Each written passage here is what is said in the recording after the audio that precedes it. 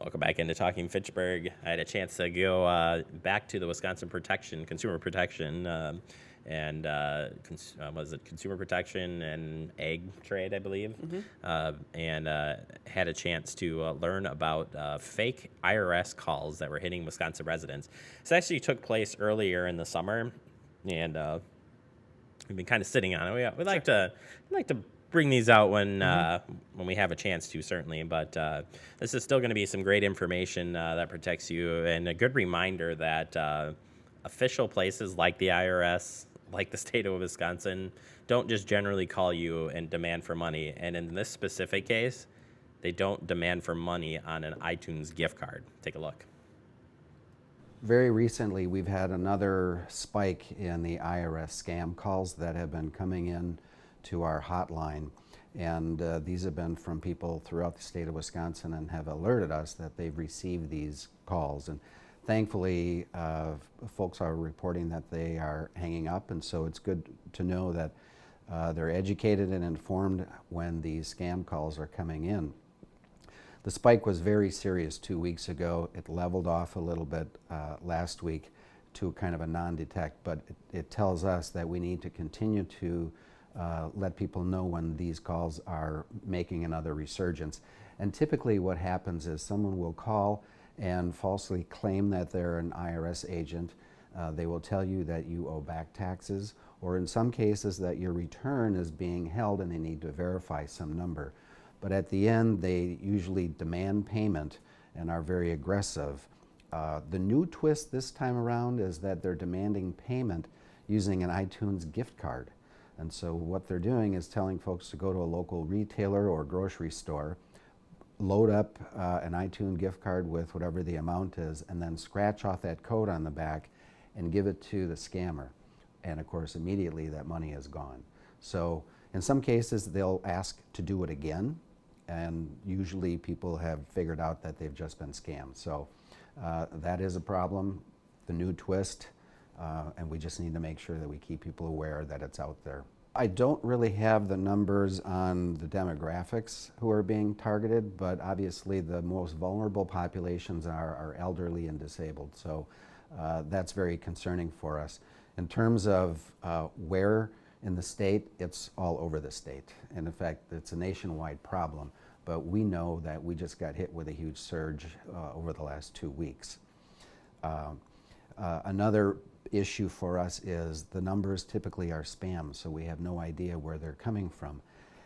In one case, a Dodge County sheriff actually got called, and the scammer left a message. You may have heard about this, and that call originated from Afghanistan. So it's happening all over. Get the number down, call the IRS and alert them of this fraud. Give us a call over here at DATCAP. And definitely hang up the phone after you're done. I mean, don't do anything more than that, but contact the authorities and let them know that this has gone on. Again, it gives us an idea of what's happening out in the state of Wisconsin and maybe where, so we can then turn around and alert local media to let them know that this is going on. It's very important for people to remember that anytime they get a contact from the IRS, or whether it's the local court system, government agencies, they're going to get that information through the U.S. Postal Service. You won't be getting a call from the IRS demanding payment. There is good news.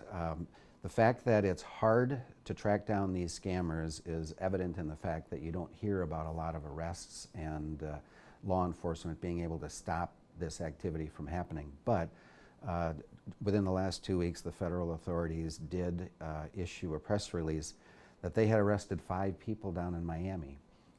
These are foreign nationals who were living down there. They had conned 1,500 people out of $2 million. So it wasn't small potatoes at all.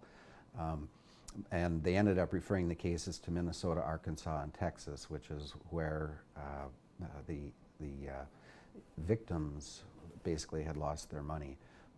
So that's good news, and it illustrates the importance of Wisconsin consumers, when they get these kind of scam calls, to call us at our hotline and let us know what those numbers are, because we work in concert with our federal counterparts, and slowly but surely, we're able to put together enough information, conduct enough investigations where we're able to apprehend these folks and at least get a handful of people off the playing field.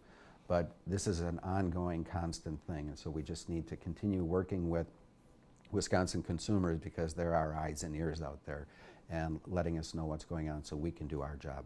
If anybody has any questions or are concerned about a call or an email or a text that they received and they're not sure of its validity, give us a call at 1-800-422-7128, or go to our website at datcp.wi.gov,